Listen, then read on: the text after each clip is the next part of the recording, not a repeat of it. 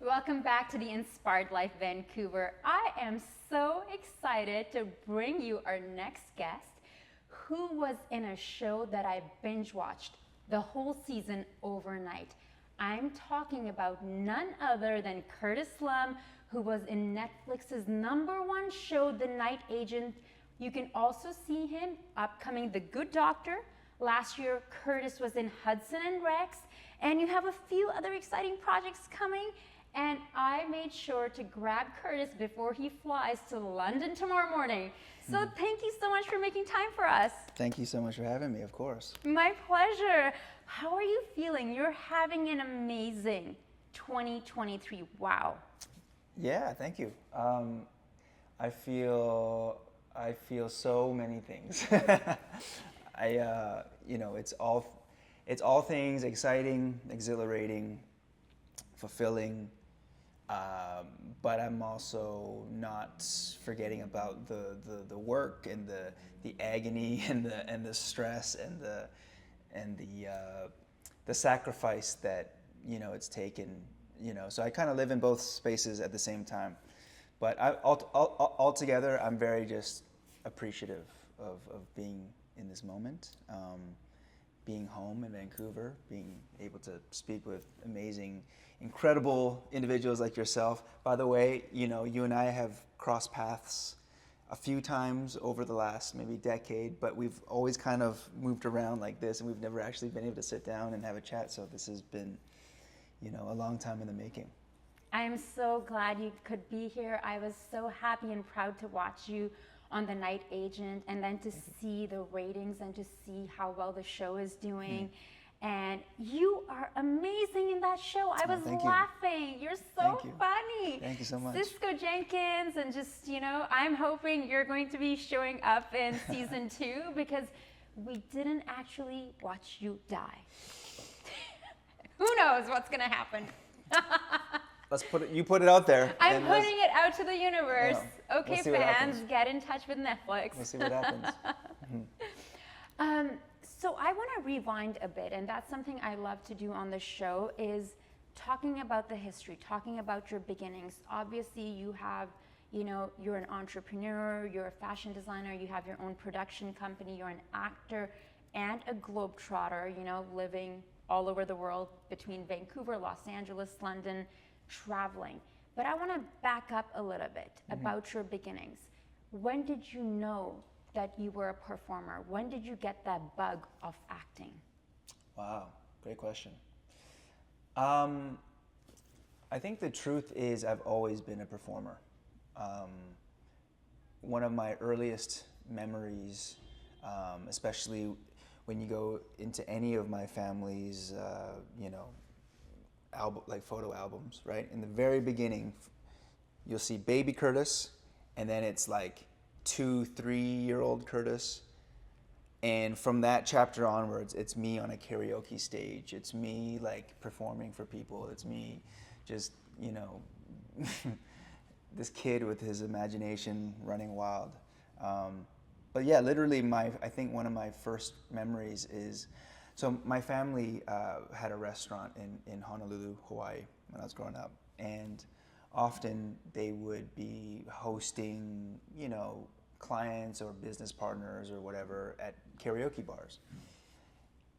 Late night too. And there I was, like I said, this 3-4-year-old kid just on the stage doing my thing.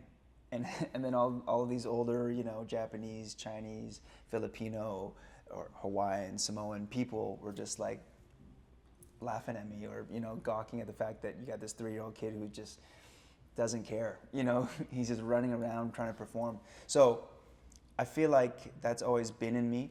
The concept of acting or being an actual professional performer didn't seep in until much later on in my life, when I was 21-ish, around there. But prior to that, I always had a love for music. I thought I was going to be a musician when I was a lot younger, until I realized that I couldn't sing. But yeah, I thought I was gonna be like, you know, a boy band member or something like that. I can see that. Yeah, you know, Backstreet Boys, NSYNC, what have you. And then even in my late teens, you know, 16 to 19, 20, I loved performing and entertaining through hosting and throwing big parties. So the first party I ever threw, I was 16 years old. I would throw these high school jams where I would, like, you know, invite all the coolest kids from all the different high schools, and then, you know, bring everyone together and just make magic happen and try to make the most exciting, eventful night I could possibly do. I had so much passion in doing that. You know, it wasn't about the money. It wasn't about the popularity or anything like that. It was genuinely, I just loved at you know, some point in the night sitting back and just seeing this fusion of all these different people and you being the sort of like nucleus behind that. I love that. I feel like that's like my birthdays. I feel that. If you don't mind me asking, just because I'm super into astrology, when is your birthday? December 12th, Okay, 1987. so Sagittarius? Yes. Okay, Leo, August 15th. So We can fire get along. signs, fire signs, yes. Nice. So my birthdays are totally like that. It's like a melting pot of people from all walks of life doing, you know, they're normally so different that you would be like, how is this person who is the dean of a university here with this actor? And then there's a philanthropist, and there's this person, and this person who just came from a big adventurous trip. And I like how those people meet and they go like, wow, I never thought I'd be friends with you. Yeah. So you're very much a people's person. Very much so. You love people. Very much so. I mean, that's all one big reflection of you. You know what I mean? If you're the person that sort of has connected all of these dots and brought all of these different walks of life into the room, it kind of shows you how eclectic of a person, or how sort of how the range or how the spectrum of you know, people that you have in your life, which to me says a lot. And it shows different interests, to be open to the world and to be inspired. I mean, that's your current life right now, like spending time 3 different countries, 2 different continents. So growing up I was in Honolulu a few years ago. One of my friends was living there during COVID. So once you could fly, I went and, you know, stayed there in Waikiki on the beach. It was amazing. I went skydiving in Hawaii. If you want to go skydiving, you have to do it there. I honestly thought that if someone lived in the US, why would you live anywhere else but Hawaii? Just the access to ocean and nature, and my friend's apartment was on the water, so he let me have like the main, like where he normally slept, and he slept somewhere else. So I would look at the ocean and the moon at night and listen. It was magical. I mean, we get that here too, but there it's like you're the ocean, you're in the middle. It's a culture thing there as well. You know, their island culture, their you know, Samoan culture there is magical. That's a great way of putting it. I think for me, I need a balance of both. I can do that for 6 months of the year, but I need 6 months of then city life, because after a while, for me personally, when you're there on an island for too long, you feel like that's exactly what he said. That's exactly, so he's back in Los Angeles. That's exactly what he said. Is your friend Darren by any chance?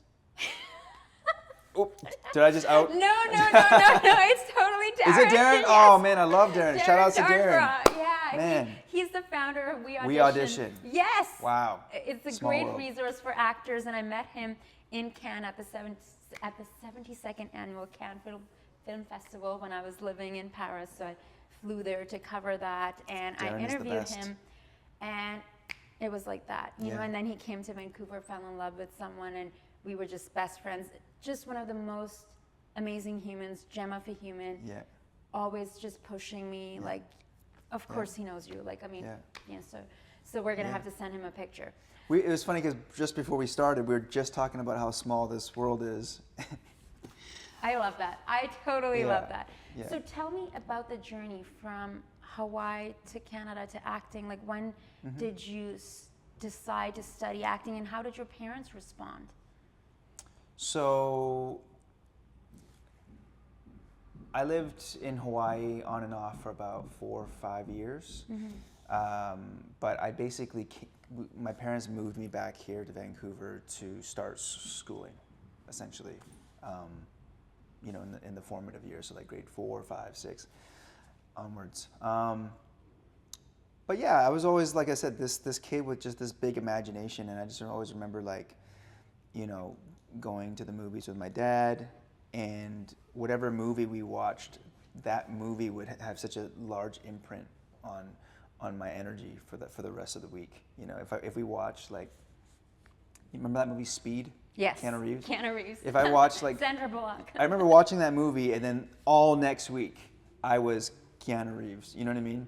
To the point where I'm sure my classmates hated my guts because they're like, "No, Curtis, we will not pretend to be on a bus with you again for the 5th day in a row." You know. So I mean, I've always loved movies, and of course, as a kid, when you race home after school, it's TV. It's all the so.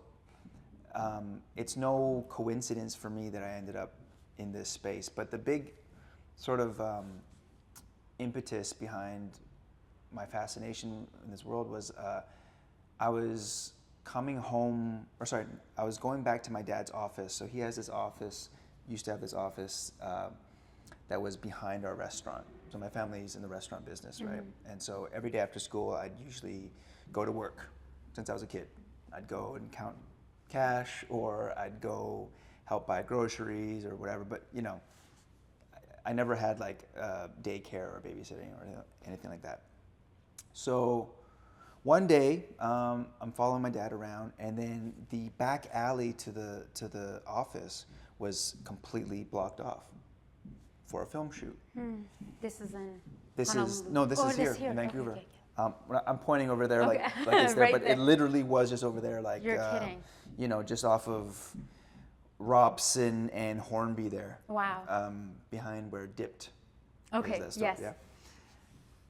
So I remember we're walking back to the alley, and I just saw the bright lights, and I was like, what's this going on? And then we kept walking, and there was this glorious table of craft services, which I learned the name of, you know, much later. But we found this table, which we discovered as craft services, and I remember trying to steal a little donut, and then you see this hand, right? And I'm like, oh! I look up, there's an AD or a PA, one of the two, and she goes, "Hey, you want a donut? Yeah, take whatever you want. Like, it's all free." And I was like, "What? Free?" They're like, "Yeah, take it." And so they ended up just like allowing me to watch them work. So here I was, I forget what age I was, but this impressionable kid just sitting there eating donuts for free. We're Asian, we like that. And taking all of this in, and then the director yells action, and then it was the scene where they reveal, I think, one of the main bad guys, Russell Wong's character, and they're showing you how bad of a guy he is, and it's like the back of this truck. They open up the door, and it's like the guy's hanging, you know, next to like these barbecue pigs, or, you know, these pigs and suckling pigs and all that, and I just remember being so, like, I froze, because I what I saw was Asian people on screen or doing this thing that I didn't know what that was at the time. I couldn't compute what was going on. But I realized later, I was like, wow, cool. Like, Asian people can do this thing called acting.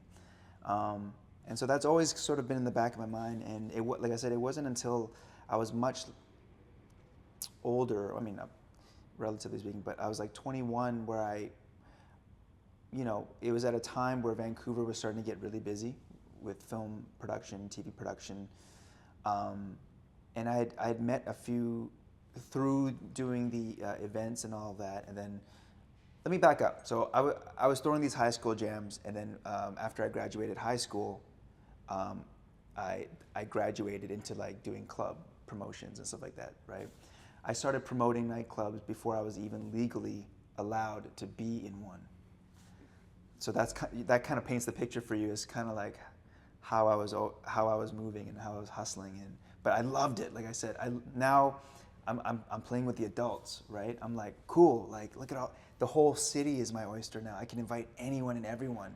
It's not restricted to like teenagers now who are wild. We probably met back in the day. Absolutely. So I started the longest running hip hop night, myself and my crew. We were called the Good Life Sunday Crew, and it was the Sunday nights at Republic. I used to work at Of the course. Republic. There you go. There, we found it. I did co-check at Republic. Okay. Yeah. There you go. Well, there you go. We know each other from there. So it started off as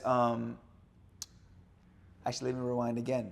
I was throwing all of these high school jams. I was never, great in school, right? But one day in my senior year, I get a call from our principal, and that classic, everyone's like, ooh. She calls me in, and I have no idea why I'm there, but I'm shaking in my boots, and she's sitting across from me. I'll never forget it. She goes, "So, Curtis, as you know, this will be the first year that our prom is not school sanctioned. But that doesn't mean that someone shouldn't do prom." And she looks over at me, and I'm like, "Are you saying what are you trying to tell me? Are you saying what I think you're saying?" And she's like, "I'm not saying anything." Long story short, she gave me the honor and the responsibility of putting together, organizing, and hosting our whole school's prom. That's amazing. What a responsibility. Yeah, and that was when it went from, okay, this fun, enjoyable thing to like businessman, where I was like, and I did it. We had a very, very successful prom. Everyone if I didn't do it, we may not have had a prom. And for 300 people, they would not have been a part of sort of like this high school, cultural thing where, a lot of people look forward to.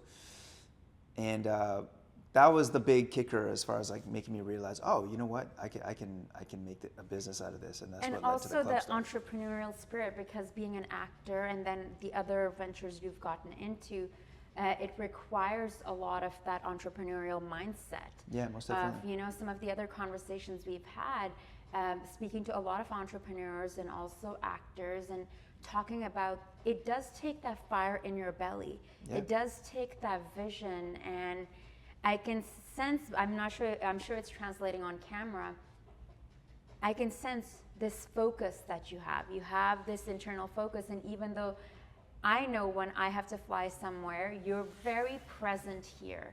Like when you're here, you're here. You're very present, you're very focused. So, well, you can't see it across the camera, but there's a gun pointing at me from over there. And, Tiara behind camera. No, it's fantastic to see. I actually want to talk a little bit about what you touched based on earlier, what you touched on earlier. I grew up in Pakistan, and I watched Speed in Pakistan with Keanu Reeves and Sandra Bullock. Yes. I grew up watching Classic. like movies, but I also watched classic Turner, MGM, TNT movies. However, I would watch all these shows. I didn't really think of it at the time, but I never saw anyone who looked like me in a good role. I want to hear from you. Of course, it's easy to talk in general about diversity, but on television and in media, I want to hear about that from you. What that has been like for you. And now, thank goodness, things are changing. Yeah. But for like a long time, a lot of the roles I have went for and accepted, and I'm grateful for, have been with accents in different languages or playing a refugee. Always someone who doesn't normally speak like me, right, who's not perhaps educated, right, or who has an accent, or who looks in a certain way. Right. You know, but thank goodness that the way scripts are being written now, thanks to our writers, that change is happening. So I want to hear how that has been for you over the years. Such a fully loaded question, to be honest. Well, I think I used to joke about this all the time. So growing up, I'm sure I watched all of the same things you did. You know, all of those Turner movies, all of those probably the same TV shows and all of that. We had cable, but we had this thing called this black box, where it got us all of this like illegal satellite type stuff. Sorry, Talis. No, but we would get all of these pay-per-view channels and stuff like that. So often that's all we could get sometimes when everything else cuts out. So whenever I liked a movie, I would watch that movie like 1,000 times, to the point where I knew every single word line for line. And the funny thing is, I grew up, I watched that movie, Angels in the Outfield, probably about 1,000 times. It was starring Danny Glover and Joseph Gordon-Levitt. I always thought that Joseph Gordon-Levitt I kind of looked a little bit like him. And so for whatever reason, I just took a liking to him, and I was his biggest fan, watching all of his movies and TV shows growing up. And I was heartbroken because one day I found out that he wasn't Asian and that he was Jewish. And I mean, this was years later. I was like in high school, but I was like, oh man, I was crushed. But on that same day, I found out that Keanu Reeves is part Asian, and so was Mark Glossier, the Zach Morris. I did not know that about Keanu. Yeah, Keanu's part of my math here, but I think he's a quarter Chinese. Yay, Keanu! Part Hawaiian. Yeah. You know? So that was a glorious day for me. But the truth to your question is, I'm still trying to figure that out to this day, and there's never been someone other than Joseph Gordon-Levitt who broke my heart. Has there ever been sort of like, yes, there he is, there's that guy that I see myself in, I see myself being represented in. Therefore, especially in the last few years where things have been picking up for myself, I'm trying to become that guy for myself. I can't. And for others. I can't control for the others part. I try to do my best in terms of like, I know what I stand for, I know what I represent, and so I know that whatever the things that I put out there, whoever that resonates with, it will resonate with. And I try my best to be, the best role model I can be, and to promote as much positivity as I can, and help as many people as I can along the way. But more importantly, I think it's for myself, because I never had that growing up. I never had a mentor. I never had someone to look up to in this field. I'm literally taking this super long road rather than this.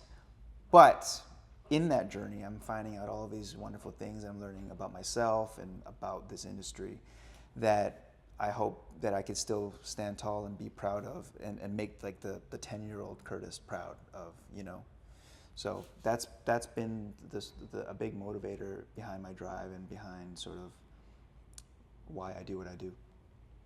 I'm so excited for you, and I completely hear you, and at the same time understand the fire and the passion within. And we're seeing that because you're finding that success, Obviously it's translating, and audiences are picking that up, and thank goodness we're having these conversations, because, like Hudson and Rex, you were on this year, The Night Agent. I was so happy to see you on it. You're so funny. Oh, thank you so much. He's so great, and very present. You're just so really great.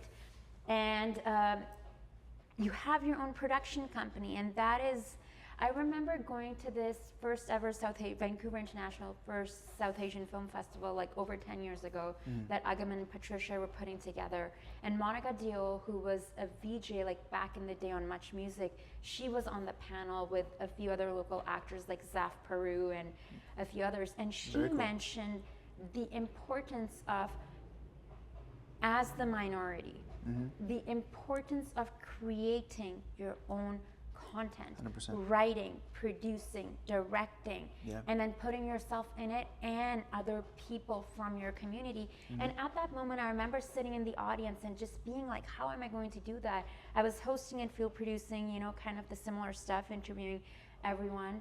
And I was like, how am I going to do that? And from that year, I did 2 TV shows. Like, but it took that, you know, of someone planting the seed.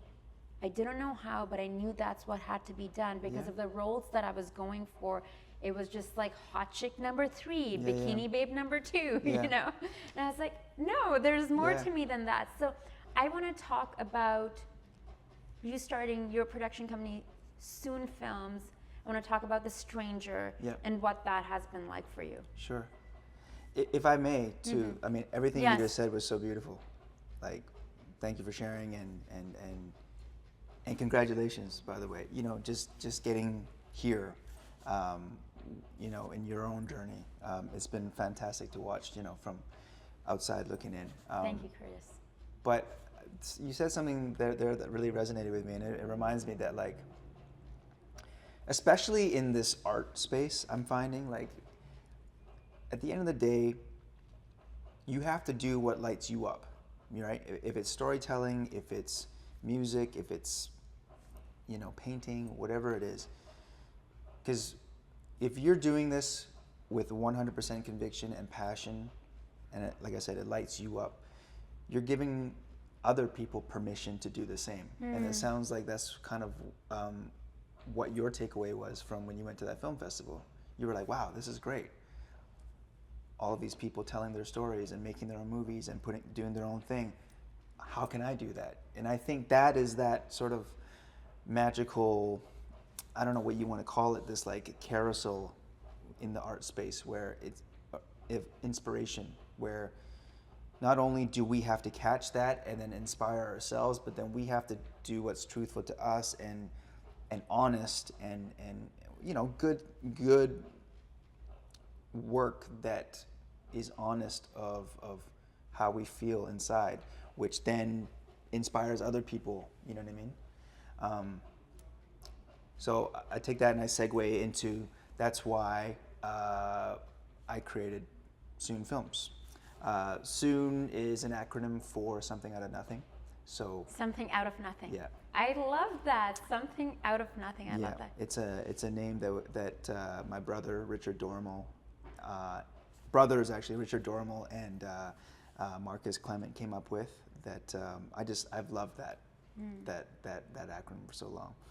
But myself and my writing partner Paulo Valdez, we've done a bunch of short films together. I got my producing start doing music videos and which later became sort of like web series, and then we graduated into short films, and now I'm working on my first feature. So it's been a long time coming. First feature. But, yeah. But ultimately, it all started because of exactly what you were just talking about. You know, I couldn't. There was nothing in me that was able to just sit around and wait for the call. I had to, you know, make things happen for myself. So, like, in my earlier years, that was the drive, just to kind of get myself going and to get myself out there. Now, I think the main driver for us, in terms of the things that we're developing or the things that we're creating, is because we want to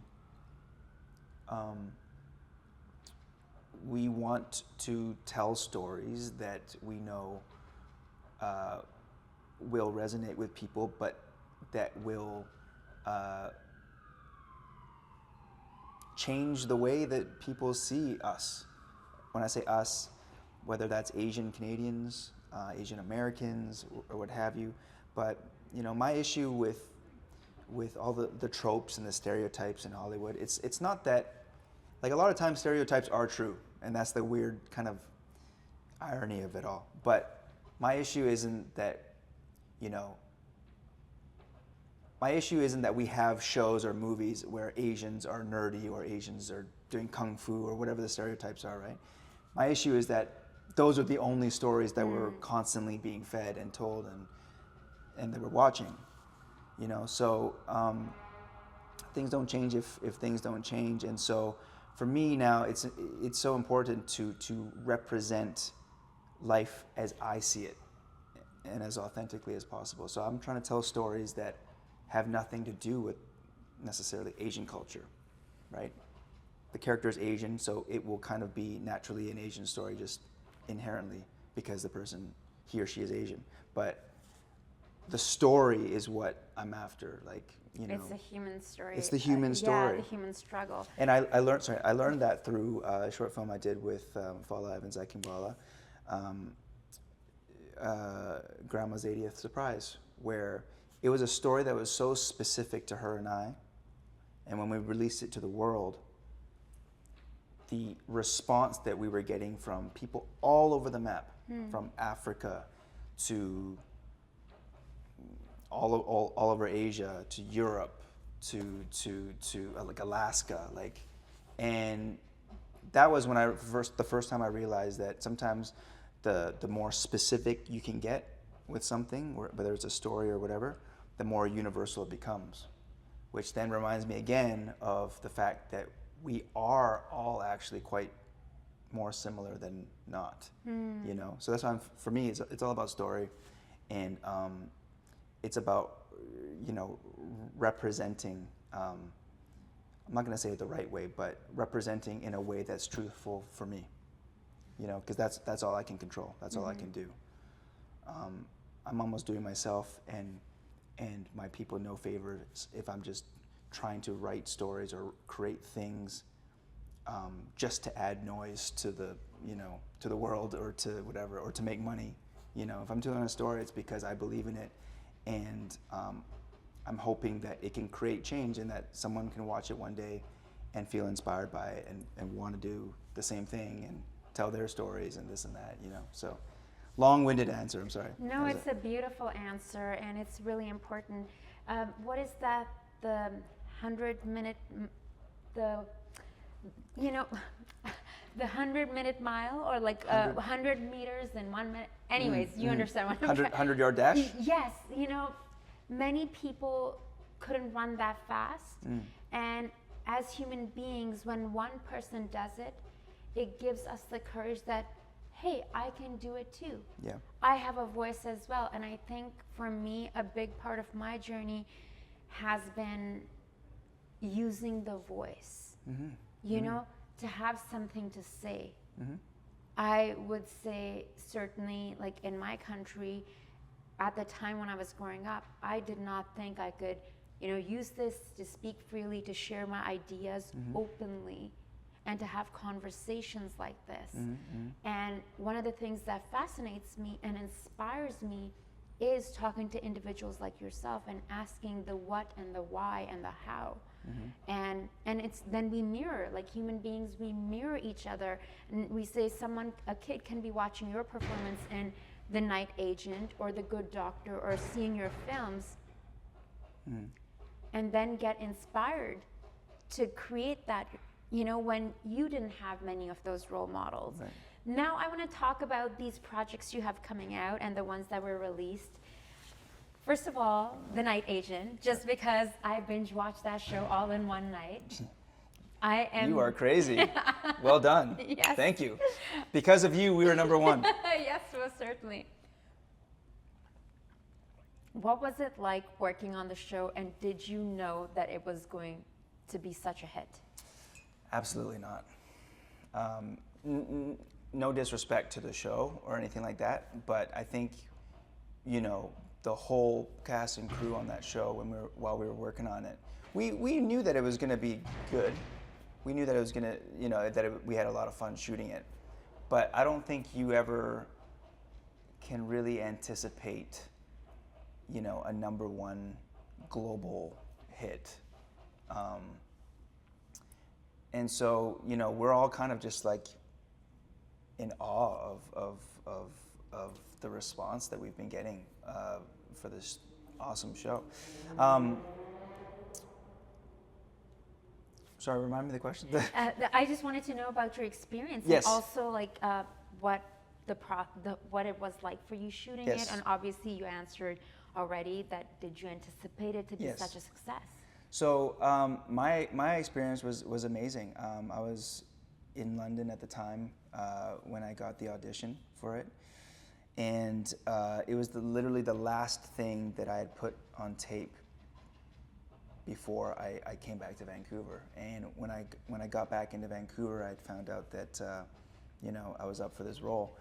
But I just remember when I first got the audition, it was for a role called Cisco Jenkins, right? And I'm just thinking, I'm like, gosh, I have no chance in hell for this. So I kind of just did my thing with it, and I just you know, I swung for the fence with this one, and thankfully they liked him, and you know, this kind of is kind of linked to what we were talking about just now, but like even me playing a role like that's with the name of Cisco Jenkins. For me, this is a whole new way of representing. You know what I mean? Because I'm not gonna lie, I wanted to change the name. I wanted to be like Cisco Lee or something like that. But I thought about it, and I was like, well, what about the people that were, you know, that are adopted out there, or the people that, you know, their mothers remarried or something like that, right? I'm like, this is a whole new, unique experience that I want to explore. And that's sort of been my MO for the last, you know, 6-7 years. Every character I play now cannot be like the last one. You know, I'm always looking for new characters to play with, new stories to tell.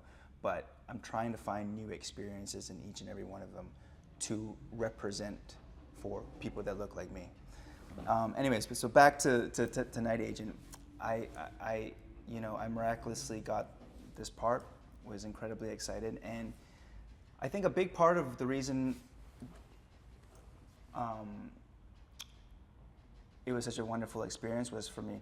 This was the first show where we had all of the scripts in hand before even starting shooting. Because normally you get one episode and Well, then normally on TV, especially, you get your episode like the next episode like the week of that you start shooting, and you're kind of scrambling to make things happen. We had the full season already written, and as an actor, I'm sure you understand that it is such a gift when you have the whole arc, all the context, and you're knowing, and you can like, map out, you know, the characters' journeys, you know, alongside the full show's journey. So I saw this role of Cisco, and I saw his whole life sort of play out over the course of the season, and I just knew that I had one job, you know, and so I had 3-4 months to just focus on that one job, and it was just the most incredible blessing. And you know, everyone that I worked with on that show, top to bottom, was just so fabulous, you know. And you really, and you can sense it in your energy with Gabriel's character. Yeah. It's very besties, like very supporting bros. Like it just translates. So, like was the experience like that working with him? Not at all. So that was one thing that was kind of classic of TV world, in that, you know, I met him 10 minutes before we started shooting. Thankfully, that scene that we shot got cut. But I say that to say, so we got to live through all of that experience before you see my character in episode 3, I think. But originally I was in the pilot, but then there were some rewrites, and the story became much more about Peter and Rose, which I think worked for the better.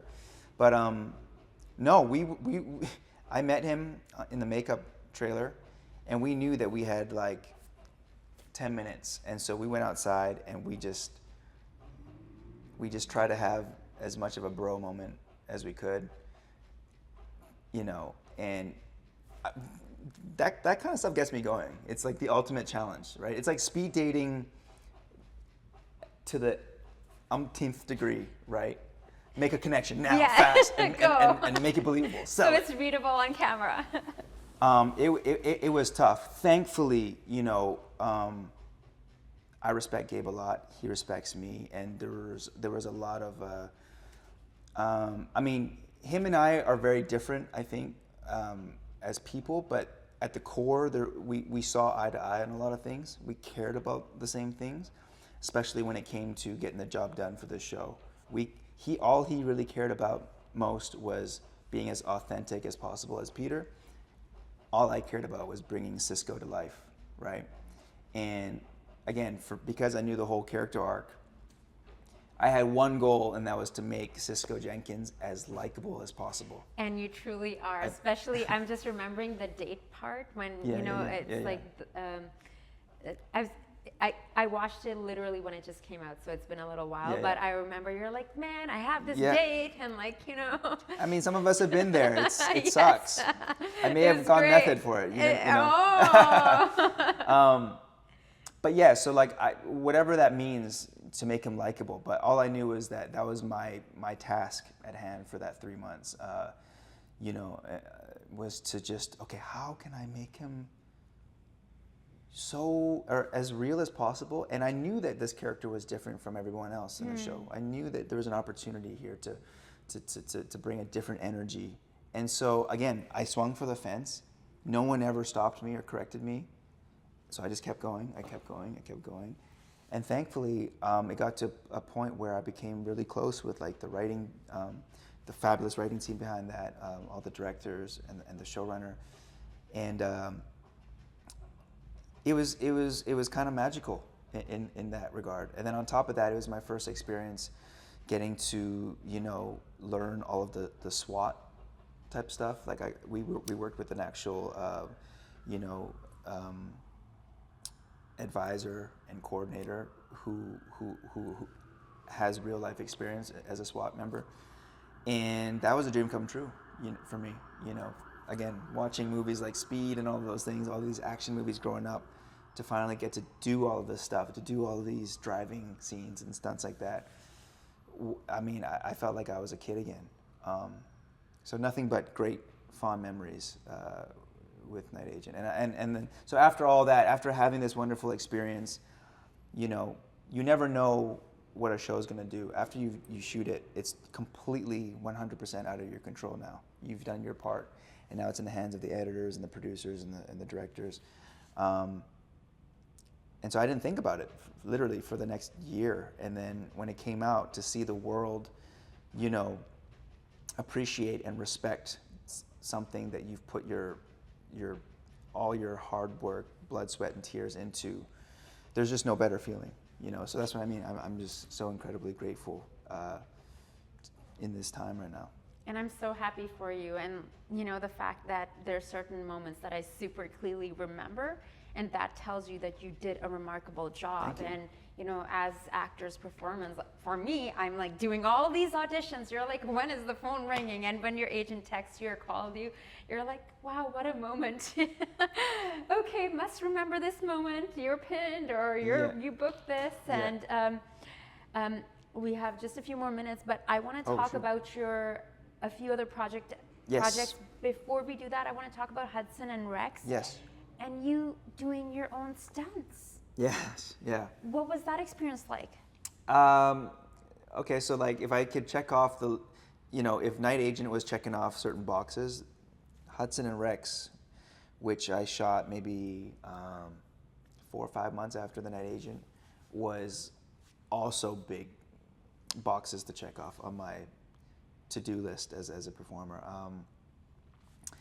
We don't have much time to get into the full story, but long story short, like a week after, like not even, I was contemplating kind of being done with acting.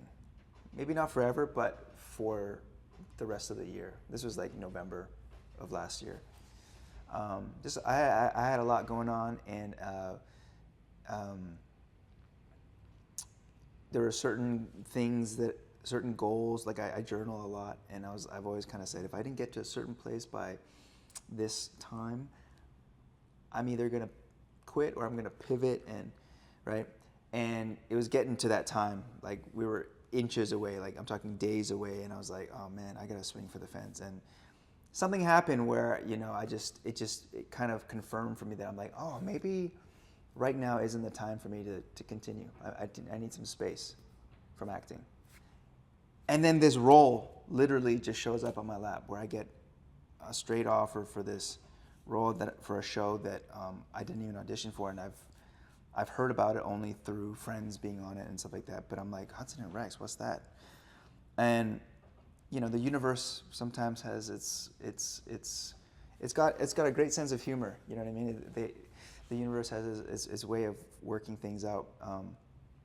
But long story short, I was gifted this role that was sort of the perfect package to like end the year, but also to make that 10-year-old Curtis just sing, where I got to kind of be a version of myself, but the character that I played, I mean, it was too surreal. Like, first of all, the character's name was Kurt. Then he's the son of a restaurateur who wants to get his mom out of the restaurant business, which was me for a very long time. And then they added all these extra pages. All of a sudden, he's like this crazy martial artist, which I am not. But you are into martial arts. I'm into martial arts, but I love watching it. I am not like we know martial artists here in Vancouver, right? We have some of the best stunt people and martial artists in all of Canada. But you do practice, like several different types of martial arts. Well, I grew up. I have a little. You know, I've done many different disciplines over the years, but you know, my favorite has always been Wing Chun, where I studied with. I don't know if you know Johnson Fan. But he's like a big brother of mine. I love him. We did 3 years just in his garage, like strict hardcore training. Never, you know, it'll never leave me. It's like in my bones now. But I also do Muay Thai and I do boxing as well. But anyways, I was like, amazing. This is a dream come true. This is reality. This is reality right now. And, you know, and then so I went from almost quitting to, oh, okay, now I'm going to St. John's. And it's almost like universe saying you're on the right path, and if you have any questions or whatever, keep going. It was one of those fork in the road moments where I was like, give me a sign. Do I, right? And then it was just like, you want an answer? Boom, there it is. You can't leave just yet. And I'm so glad I did it because it was such an incredible experience. I got to go to a city or the part of the country I've never been to and met some of the most wonderful people. You know, they have a great, you know, it's a great production city, but they have a great crew there and obviously a lot of talented actors. But yeah, this is my first time where I got to do 100% all of my own stunts. I did a little bit of, you know, I coordinated most of the fights. And I got to live out my sort of 10-year-old action hero dream of being this kind of naughty young guy who's just out to tear the city apart. And yeah, so what started off as something that I was really sort of ambivalent of became one of the best experiences of my professional career. Wow. In the matter of 1 week. That's amazing. You know? Anything is possible. Anything is possible, for real. Now, this year, 2023, is so busy for you. You're catching a plane tomorrow. You're going to wake up super early tomorrow. You just wrapped Irrational. Yes. And we're going to watch you in The Good Doctor, which is also one of the #1 shows. You know, I think it just got renewed. And tell us about that. Both fantastic shows. I mean, Good Doctor is such a well-oiled machine, you know. It was actually very intimidating for me walking onto that set because the actors on that show are like surgical with what they do. No pun intended. Like the way that they can cry on cue on the exact line, you know, that one tear thing, over and over and over again. I was just sitting there, and it was like a masterclass working with some of the actors in that show. So that was a beautiful experience. Good Doctor will always have a place in my heart, a special place in my heart, because that's been the running joke in my family. So I have this really like tough uncle, right? Picture like a Hell's Angels type of guy, big guy, tattoos, a real mean-looking guy that you just don't want to mess with. And the funny thing is, he's always asking me, he's like, "Hey, Kurt, why don't you do that? Why don't you do that Good Doctor show? How come you never want to be on that show? Like, you should do it." And I'm like, for years I've been like, "Thanks, Unc. I mean, you know, it's not from a lack of trying." You're like, know? "Hey guys, I'm right here. Yeah, I'm exactly. walking into set." I don't want to be on the show. You know, do you want to see my auditions history? And so when I booked the show, finally, I was so excited to tell him, right? And I had the whole family around, and that was the first time I did that, where I actually watched my stuff with my family. It was so nerve-wracking. Like, I'll probably never do it again. It was horrible. But so I showed him the episode, and I was so proud, because I was like, "See, there you go, Unc. I did that for you. Good Doctor." And he goes, "Great. Well, why only one episode? Why don't you do a whole season?" And I'm like, "Oh, jeez." You're like, All "I'm right, we're coming done." back for next season. And then, so I just finished Irrational just yesterday, and that was it's like, it's been, what's that saying? Like, the cherry on top in many ways. Like, it feels like one after the other in the past year, every project has just been getting more and more fun and more, and I think that's been by design. You know, that's been sort of one thing that I've been trying to affirm for myself this year, is just to, you know, we all work so hard in this business, and as you know, there's a lot of stress involved, a lot of sleepless nights, a lot of anxiety, and for me, I'm like, okay, that's what it is, but if I can't enjoy the shooting process, and if I can't enjoy the fun of just being a part of all of this, then what can you enjoy, right? And so I really made it my goal this year to enjoy the process, enjoy the journey, enjoy the ups and the downs, because it's all a part of the roller coaster ride. And I think that's led to better work coming out of me, because it's coming from a more like fun, passionate place.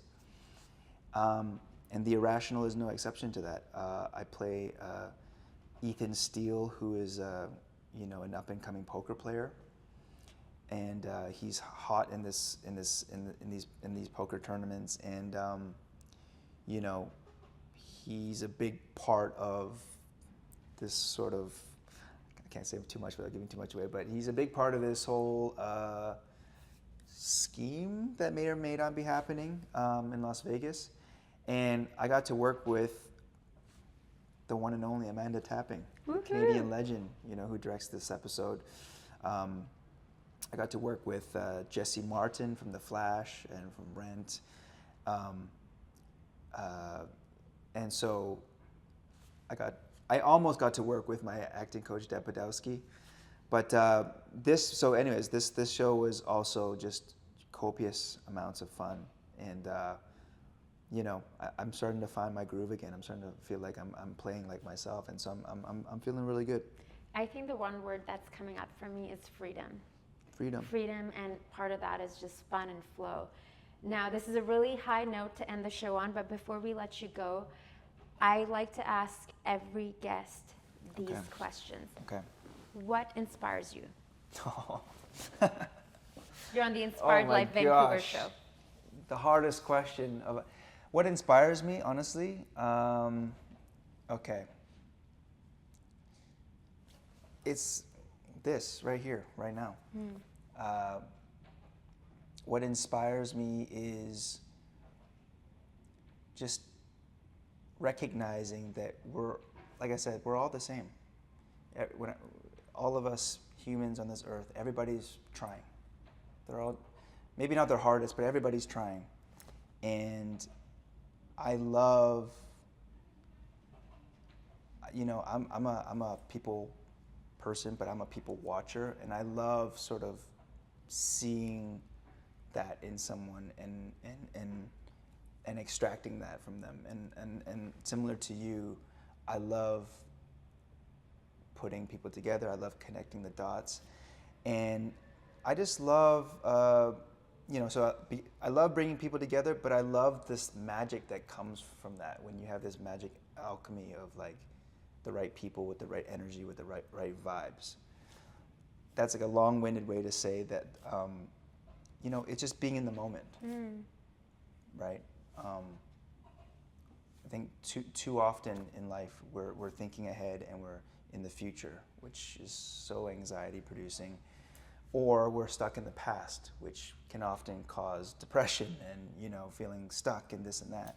It's only when you're present and when you can find the right tools to have that freedom of allowing yourself to be in the moment, does everything sort of make a little bit more sense, because right now you can affect what's happening literally right now. And that's all we can control. And I think for me, the more I realized that and the more I sort of leaned into that, the more I was able to kind of give my love to the world. And whether it's like in this form, or if I'm with my family or friends or my loved ones, I'm able to just be there for them. And then therefore, it fills me up at the same time, so it's like a win-win. I love that. That's so beautiful. I don't know what I just said. Did It of that make sense? was truly, truly beautiful. That's like an Instagram reel waiting to happen. Is there a spot in Vancouver or surrounding neighborhoods that you like to go to get inspired?